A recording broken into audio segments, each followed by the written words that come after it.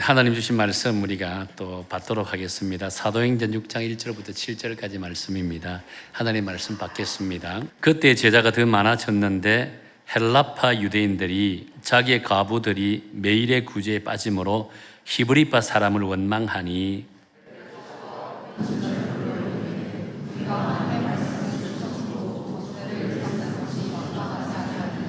형제들아 너희 가운데서 성령과 지혜가 충만하여 칭찬받는 사람 7을 택하라. 우리가 이 일을 그들에게 맡기고 온 무리가 이 말을 기뻐하여 믿음과 성령이 충만한 사람 스데반과 또 빌립과 브로고로와 니가노로와 디몬과 바메나와 유대교에서 입교했던 안디옥 사람 니골라를 택하여 하나님의 말씀이 점점 왕성하여 예루살렘에 있는 제자의 수가 더 심히 많아지고 흔한 제사장의 무리도 이 도에 복종하니라. 아멘. 지난주에 설교를 준비하면서 이전에 읽었던 글이 하나 생각이 나서 여러분에게 소개하고 말씀을 전하도록 하겠습니다. 일본어로 킨스크로이라고 하는 단어가 있습니다. 이 단어는 문자 그대로 해석하면 금으로 수리한다, 금으로 수선한다 라고 하는 뜻을 가지고 있습니다. 이 단어는요, 깨어진 그릇이나 도자기를 수선할 때 사용되는 단어라고 합니다. 이 깨어진 부분에 이제 금가루를 믹스한 오칠로 이렇게 발라서 수선하는 이런 전통 어떻게 보면 수선 기법이라고 합니다. 그리고 이 기술이 점차 발전되어 이제는 단지 고쳐 쓰는 일에만 사용되는 것이 아니라 이불로도 이렇게 의도적으로도 도자기를 깨뜨려서 이것을 금으로 바른 오칠을 하여 이런 모양을 내게 하는 이제는 아주 아름다운 예술 기법이 되었다라고 합니다. 이것은 지금 오늘 화면에 보여 있는 이 그릇도 그냥 몇 번에 깨어진 모습에서 금으로 오칠을 하여 이제 아름다운 그릇으로 만들었습니다. 여러분 얼마나 아름다운 모습일까요? 지금은 많은 사람들에게 이게 비록 일본뿐 아니라 한국에도 이런 전통 예술 기법을 통해서 작품 전시회도 하는 사람도 있고 또 이 작품으로서 판매하는 사람들도 있다고 합니다. 얼마나 참 아름다운 모습이지 않을 수 있을까요? 저는 이 작품을 보면서 교회 공동체에 대해서 적용을 한번 해보았습니다. 교회 공동체 안에도 다양한 갈등들이 일어납니다. 또 그로 인해서 상처도 참으로 많이 받고 있죠. 왜냐하면 인간은 성숙한 존재가 아니기에 각자 가지고 있는 생각들이 있고 각자 가지고 있는 가치들이 있고 의견들이 있습니다. 그것을 교회 공동체 안에서 나타내다 보니 주장하다 보니 알게 모르게 갈등이 쌓이게 되어진다라고 한다는 겁니다. 그 갈등이 쌓이다 보니까 그것이 상처가 나에게는 상처가 되고 상대에게도 상처를 주게 되는 그런 모습을 보게 된다는 거예요. 나중에 심지어 아주 작은 문제부터 시작된 이 갈등이 점차 확산되어져서 공동체 전체가 상처를 입게 되고 나중에는 공동체가 갈라지게 되는 이런 안타까움도 일어나는 것을 우리는 종종 보게 된다는 거예요. 그래서 현대교회 안에는 이 갈등의 문제를 어떻게 해결하는가에 따라서 교회가 건강해지고 또 교회가 은혜 가운데 부흥하고 성장할 수도 있다라고 한다는 겁니다. 그런데 이 갈등의 문제를 은혜롭게 해결하지 못할 때는 그 교회는 한없이 병약하고 그 교회는 안타깝게 끊임없이 나약하고 문제만 일으키는 그런 교회로 전락하게 되어져 버린다라고 한다는 거예요.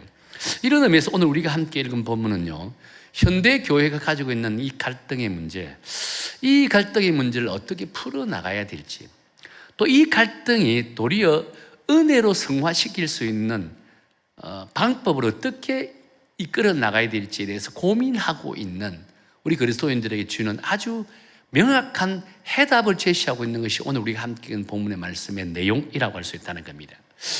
오늘 이 본문의 말씀은요, 예루살렘 교회가 전혀 예상치 못한 문제를 겪게 되는 것으로 시작되어집니다.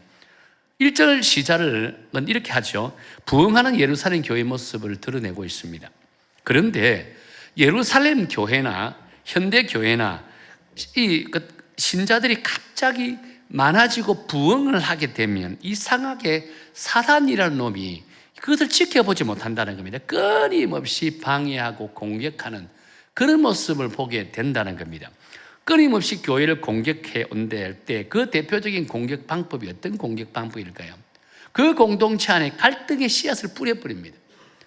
갈등의 씨앗을 뿌려 그 갈등의 씨앗으로 말미암아 분열시키게 만들어버리는 것이 오늘 이 시대나 예루살렘 교회 시대나 동일하게 일어나는 사탄의 공격 방법이라고 할 수 있다는 거예요. 오늘 본문에서도 예루살렘 교회가 부흥하자 이 사탄이 그 자리에 있지 않는다 했죠. 사탄은 교회의 내부적인 문제를 끄집어내게 만들어버린다는 거예요. 1절에 보면 이렇게 말씀합니다. 우리 1절 다 함께 읽어볼까요? 시작. 그때 제자가 더 많아졌는데 헬라파 유대인들이 자기의 과부들이 매일의 구제에 빠짐으로 히브리파 사람을 원망하니라고 했습니다. 초대교회 안에는 헬라어를 사용하는 유대인들과 히브리어를 사용하는 유대인들이 서로 두 그룹이 서로 공존하고 있는 것을 보게 된다는 겁니다. 특히 예루살렘 교회는요, 소수의 헬라파 유대인들과 다수의 히브리파 유대인들이 함께 구성되어 있는 것을 보게 된다는 거예요. 헬라파 유대인들이 어떤 유대인들일까요? 디아스포라 유대인들입니다. 유럽 전역에 그리스나 로마 등지에 살면서 헬라식 교육을 받았고 또 헬라어를 사용하고 헬라 문화의 영향권에서 자랐던 사람들이라고 할 수 있다는 거예요. 자연히 이들은요, 혈통만 유대인이지 각자 어느 끓에서 하고 있는 가치관이나 관습이나 풍습이나 의식들을 가지고 있다고 한다는 거예요.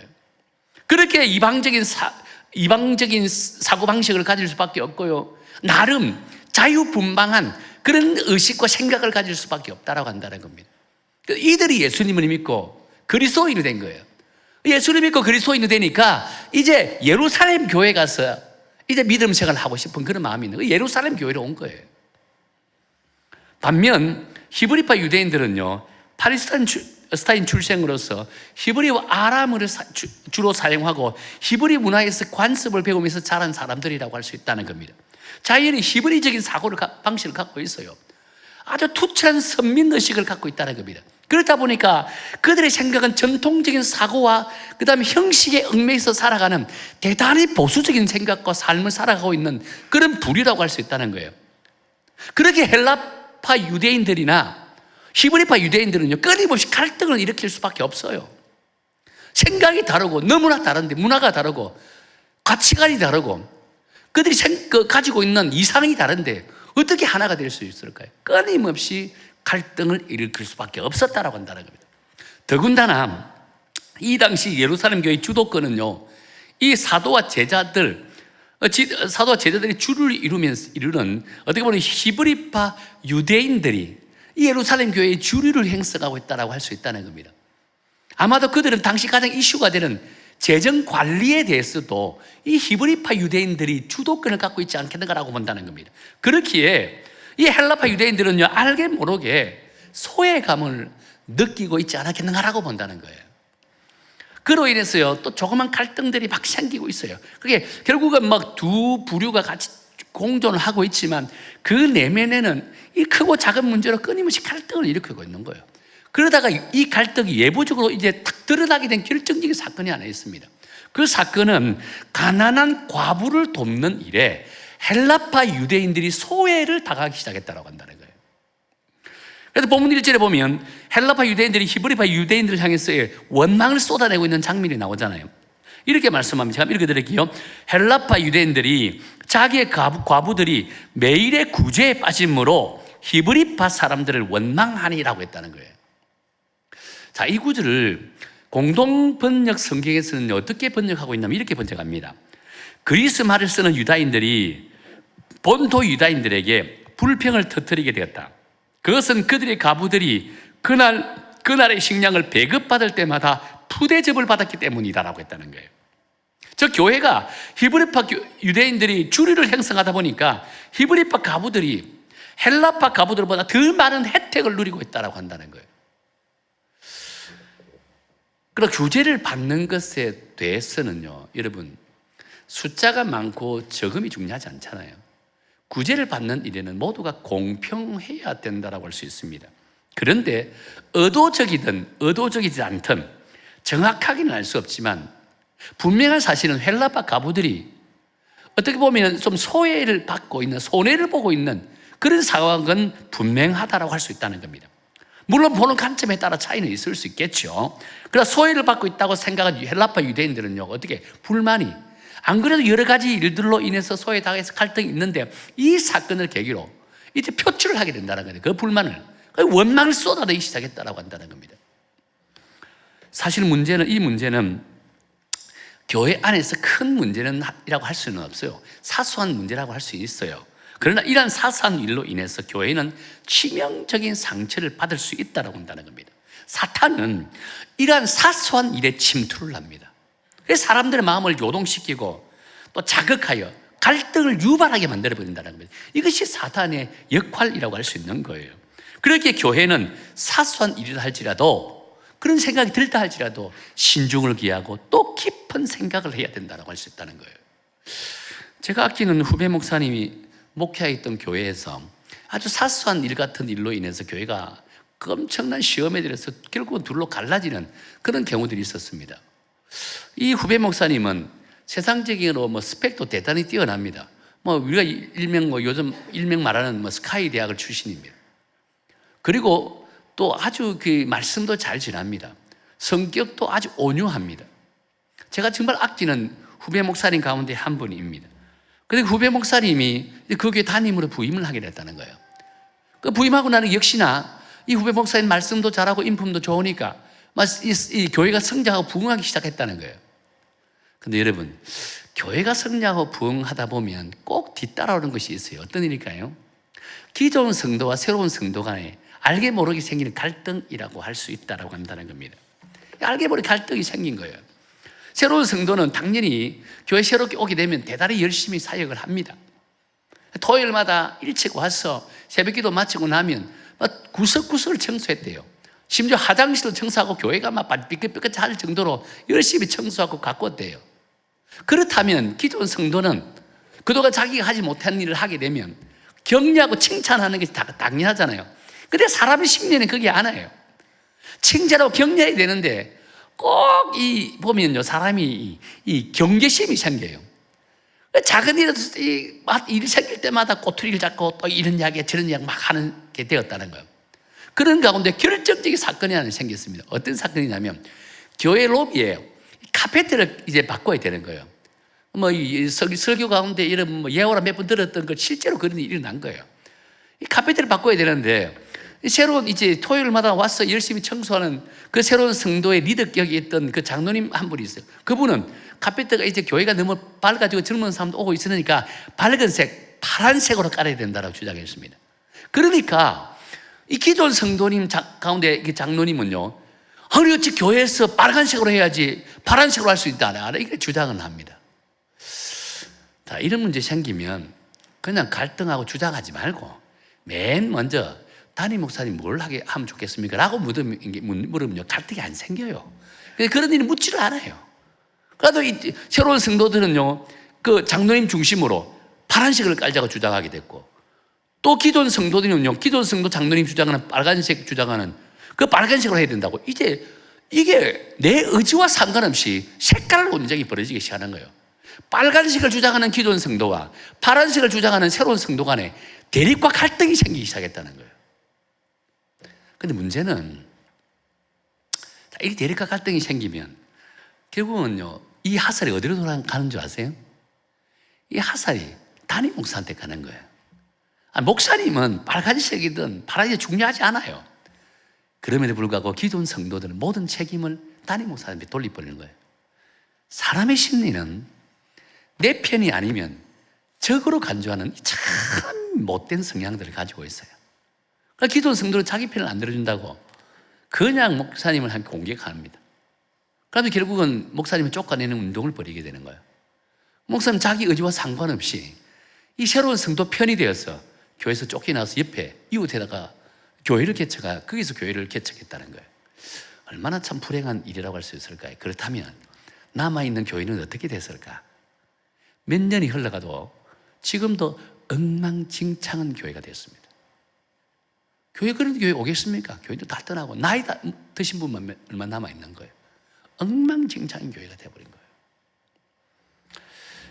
여러분, 이 삶의 원인이 본질적인 문제로 인한 겁니까? 비본질적인 문제로 인한 겁니까?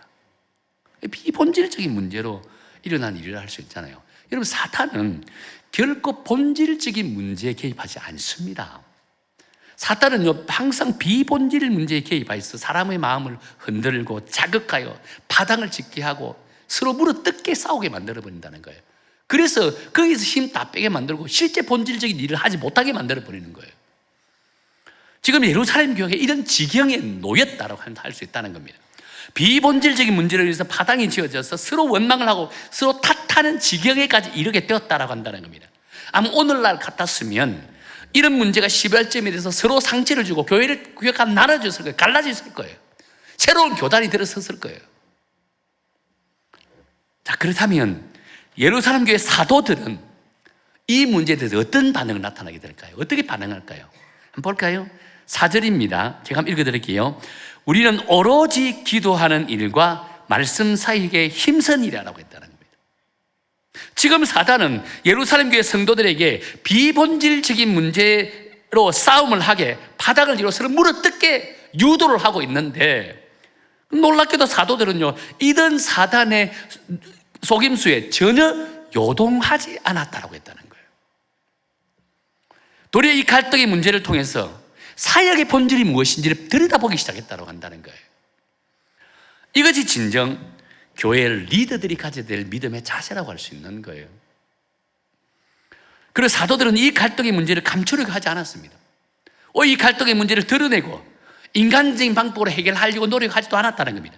이 갈등의 문제를 통해서 오히려 교회가 하나 되고, 그리고 교회다운 교회를 세우기 위해서 조직이라는 게, 시스템이라는 것을 만들기 시작했다고 한다는 거예요. 사실 우리가 본문을 묵상하면서 이 구절만 딱 떼어서 생각해 본다면 이 갈등의 문제에 대해서 오히려 사도들의 무책임한 발언, 말씀이지 않겠는가라고도 생각해 볼 수 있다는 겁니다. 왜냐하면 지금 교회가 서로 오해를 통해서 갈등의 문제를 일으키고 있는데, 사도들은 나는 기도하고 말씀 읽는 데만 집중하겠습니다 라고 해버린다면 갈등의 당사자는 어떻게 될까요? 물론 성경적인 관점에서 보면 틀린 것은 아니에요. 이런 접근이 대단히 신앙적이고 올바른 것이기도 할 수 있다는 겁니다. 근데 왠지 모르게 아쉬운 마음이 드는 것은 어쩔 수 없지 않겠습니까? 어떤 문제 앞에 우리 기도합시다, 말씀 읽읍시다 라고 외쳐버린다면 그 후에는요, 어떤 고민이나 어떤 대화나 어떤 토론도 할 수 없게 만들어버린다는 거예요. 왜냐하면 그것은 영적인 해결 방법이기 때문입니다. 그래서 아무도 반대할 수 없다라고 한다는 겁니다. 그 위에 다른 그 어떤 의견조차도 낼 수 없게 만들어버리는 거예요. 물론 기도하고 말씀 읽는 일은 신앙생활에 대단히 중요한 것입니다. 모든 문제를 만날 때마다 무조건적으로 기도하고 말씀 읽으십시다 라고 먼저 선언해버린다면요, 여러분 입장에서는 다른 의견 낼 수 있을까요? 의견 못 내요. 토론할 수 있을까? 토론 못 해요. 옆에서 기도합시다 라고 하는데 어떻게 토론할 수 있겠어요? 그래서 사도들은요, 4절 말씀을 하기 전에 우리는 오로지 기도와 말씀을 읽는 것에 말씀 사역에 집중하겠다라고 주장하기 전에 3절을 전제 조건으로 내걸었다고 한다는 겁니다. 3절은 어떤 내용일까? 한번 볼까요? 3절입니다. 함께 읽겠습니다. 시작. 형제들아, 너희 가운데서 성령과 지혜가 충만하여 칭찬받는 사람 7을 택하라. 우리가 이 일을 그들에게 맡기고 라고 했다는 겁니다. 그리고 나서 우리는 오직 기도와 말씀 묵상하는 데 집중하겠다라고 말씀했다는 거예요. 자, 근데 3절 마지막에 나오는 이 맡기고라는 단어가 어떻게 보면 이 구절의 핵심이라고 할 수 있다는 거예요. 이는 곧 자신들의 사역에 대해서 회피하겠다는 것이 아닙니다. 조금이라도 불평이나 원망이 없게 성령과 지혜가 충만한 사람을 리더를 세워서 그 리더들이 이 갈등의 문제를 해결하도록 하겠다는 거예요. 책임과 권한을 부여하여 그 일들의 최선을 다하도록 만들어 보겠다는 겁니다. 지금 사도들은요, 공평과 공의를 위해서 자신들은 말씀과 기도에 집중하고 새로 뽑히는 리더들에게 그 갈등의 문제를 해결할 수 있도록 위임하겠다라고 말씀하고 있는 겁니다. 왜 그런 줄 아세요? 이 갈등의 문제는 어떻게 해서 시작되었댔죠? 사도들이 가난한 가부들에게 이 구제를 할 때 헬라파 유대 가부들이 소외를 받기 시작했기 때문에 이 문제가 생겼다 했습니다. 근데 구제를 할 때 누가 구제했습니까? 누가 나눠줬죠? 사도들이 나눠줬다는 거예요. 그리고 이 실수가 어디부터 시작됐다고요? 사도들로 실수로부터 시작된 내용이라고 할 수 있다는 겁니다. 그러니까 우리는 여기 손 떼겠다는 거예요. 이 말은 자신의 잘못을 인정한다는 거예요. 도리어 성령과 지혜가 충만한 사람을 세워서 이 구제 문제를 해결하도록 위임했다는 거예요. 혹시라도 자신들이 나서서 이 문제를 해결하려고 한다면 마치 이전에 저질렀던 실수에 대한 변명으로 볼 수 있다는 겁니다. 그래서 모든 책임을 우리가 지고 우리는 기도와 말씀으로 집중할 테니까 새로운 성령 충만한 자들을 리더로 세워서 그 리더들이 이 구제 문제를 책임지도록 만들었다는 거예요. 이 갈등의 문제를 해결하도록 만들었다는 거예요. 자, 그런데 놀라운 것은 그 다음에 나옵니다. 그 다음에 새로 뽑히는 리더들의 면면을 한번 보세요. 5절입니다. 우리 5절 다 한 길을 볼까요? 시작. 온 무리가 이 말을 기뻐하여 믿음과 성령이 충만한 사람 스데반과 또 빌립과 브로고로와 니가노로와 디몬과 바메나와 유대교에 입교했던 안디오 사람 니골라를 택하여라고 했다는 겁니다. 지금 7 집사로 선택받은 이름들을 면면을 보세요. 자, 이 이름은 여러분 참 이렇게 참 이 놀라운 것은 다 헬라식 이름입니다. 이 말은 무슨 말이냐면 지금 7명의 선택받은 사람들이 헬라파 유대인들이 지도자 리더로 뽑혔다라고 한다는 겁니다. 여러분 왜 이게 중요하냐면 한번 보세요. 제가 앞서서 말씀드렸죠. 이 예루살렘 교회의 주류는 누구라 했죠? 주류는 어떤 사람? 히브리파 유대인들을 냈습니다. 히브리파 유대인들이 절대 다수를 이루고 있다고 했다는 겁니다. 헬라파 유대인들은 소수입니다. 그런데 7명의 리더가 누구라 했죠? 헬라파 유대인들이 뽑혔다는 겁니다. 여러분 이게 엄청나게 중요한 이 내용이라고 할 수 있다고 한다는 겁니다. 상상이 가지 않는 결과입니다. 뿐만 아니죠. 니골라라는 인물은요 이방인입니다. 이방인 가운데 예수를 영접한 사람입니다. 리더 가운데 이방인 리더로 뽑혔다는 겁니다. 당시의 입장에서는요 상상할 수 없는 결과라고 할 수 있다는 거예요. 아마 대다수의 교회들은 갈등의 문제를 해결하기 위한 책임자를 뽑으라면 아마 자기들 편에 있는 사람들을 뽑으려고 눈에 불을 켜고 달려들 거예요. 그래야 자기들보다 한테 조금이라도 유리하게 판결할 수 있기 때문이라고 할 수 있잖아요. 그런데 예루살렘 교회는요 오히려 자기 측 사람보다 소외받고 있는 측 사람들을 이 해결하는데 주도권을 주게 만들었다는 해결사로 세웠다고 한다는 겁니다. 그렇습니다. 우리는 여기에서 아주 중요한 교훈을 얻을 수 있다는 거예요. 교회 갈등의 문제는 주도권을 잡은 쪽에서 해결해서는 안 된다고 할 수 있다는 겁니다. 오히려 피해를 입고 힘이 없는 자들 편에서 문제를 해결할 수 있는 주도권을 쥐어줘야 된다는 겁니다. 그래야 은혜롭게 문제가 해결될 수 있다고 한다는 겁니다. 저는 이것이 성령 충만한 교회가 가지고 있는 수용성이라고 할 수 있다는 겁니다. 아무나 할 수 있는 것이 아닙니다. 정말 성령 충만한 은혜로운 교회이어야만 이 일들을 감당할 수 있다는 겁니다.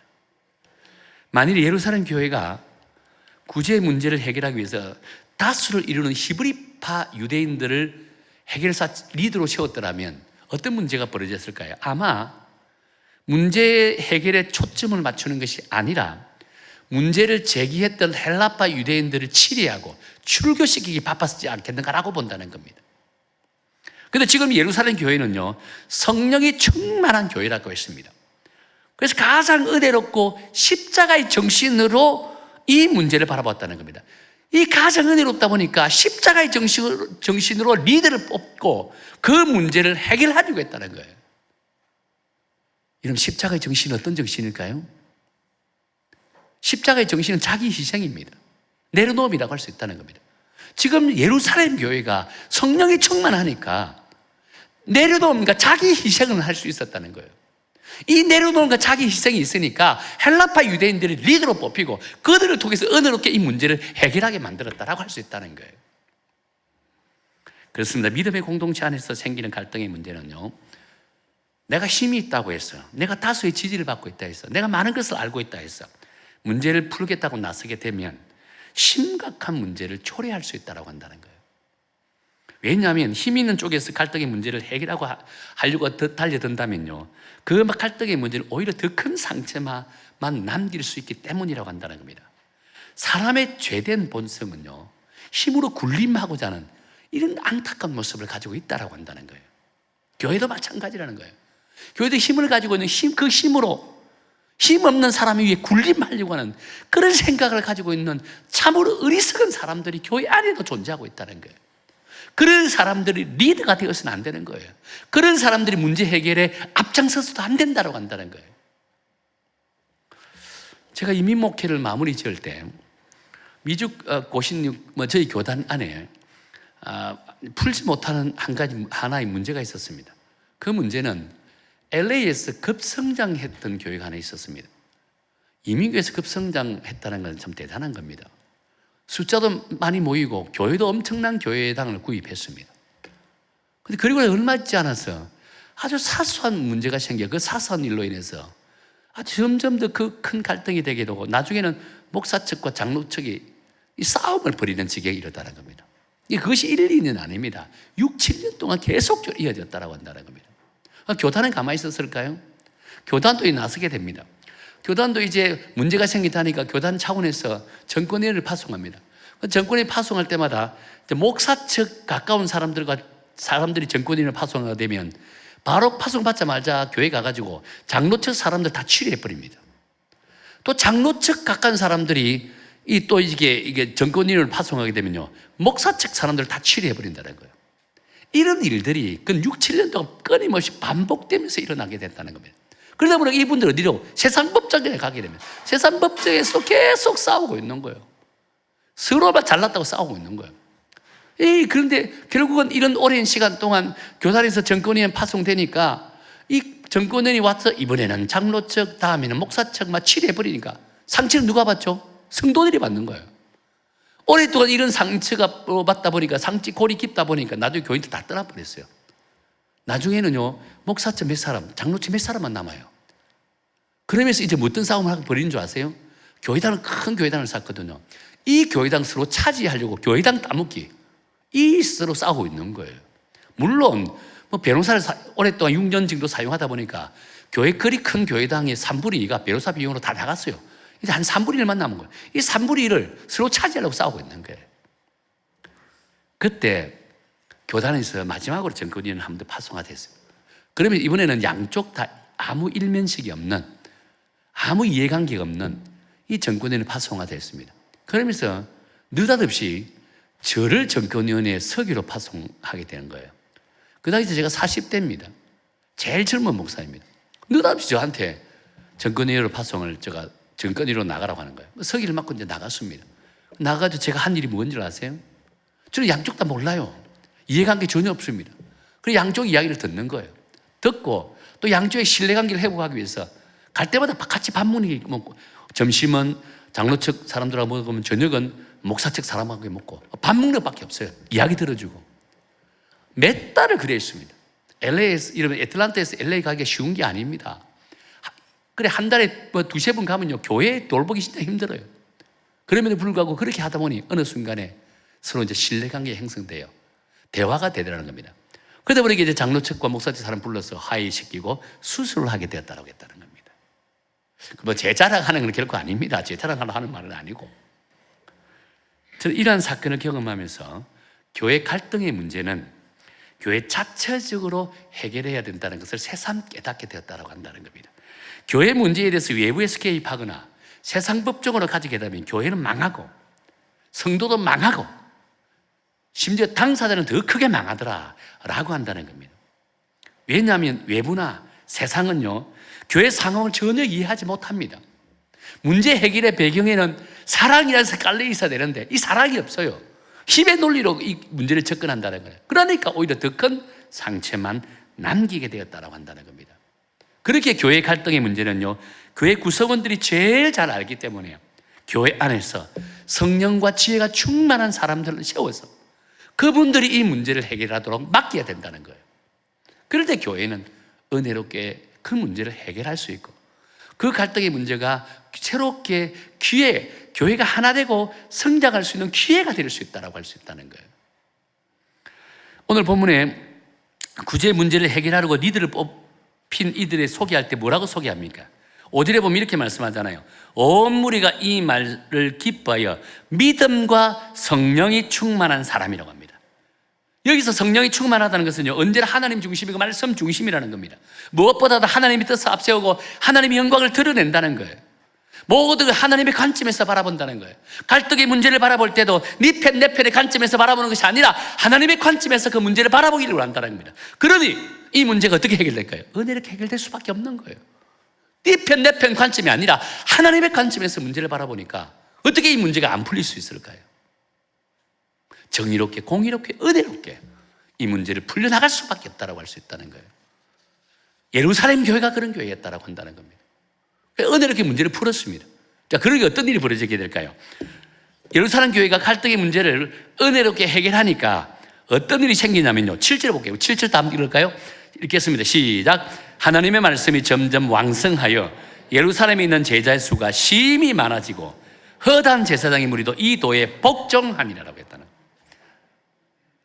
성령 충만한 리더가 뽑혀서 하나님의 말씀, 하나님의 관점으로 이 문제를 풀어나가니까 도리어 그 갈등의 문제가 교회가 갈라질 수 있는 상황에서 주 안에서 하나가 되고 그 교회는 성령 충만한 교회가 되니까 믿는 자들이 넘쳐났더라.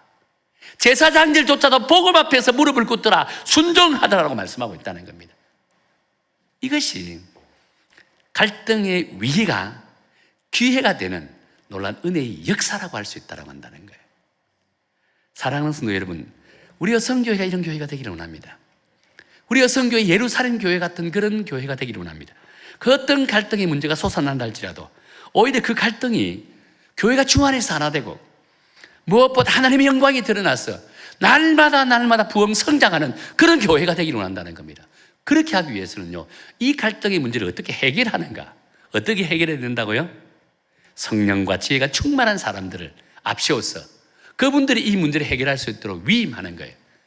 그분들은 하나님 관점에서 그 문제를 바라보게 된다면 서로 상처 주지 않고 공평하게 그 문제가 해결되고 오히려 그 문제를 통해서 교회가 주 안에서 하나가 되는 놀라운 기적의 역사가 나타나게 된다라고 했다는 겁니다.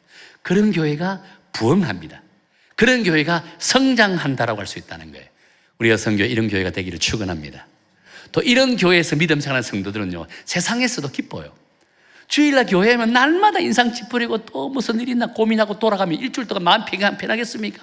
힘들어요. 그러나 교회 와서 은혜롭게 예배드리고 은혜롭게 교제하고 돌아가면 일주일의 삶이 평안합니다. 기뻐요. 그럼 내가 하는 삶의 현장에도 은혜가 넘치는 거예요. 하는 일마다 잘 되는 거예요. 왜? 내가 힘이 있기 때문에, 열정을 갖고 하기 때문에. 우리 교회가 이런 교회가 되기를 원합니다. 우리 성도들이 이런 성도가 되기를 원합니다.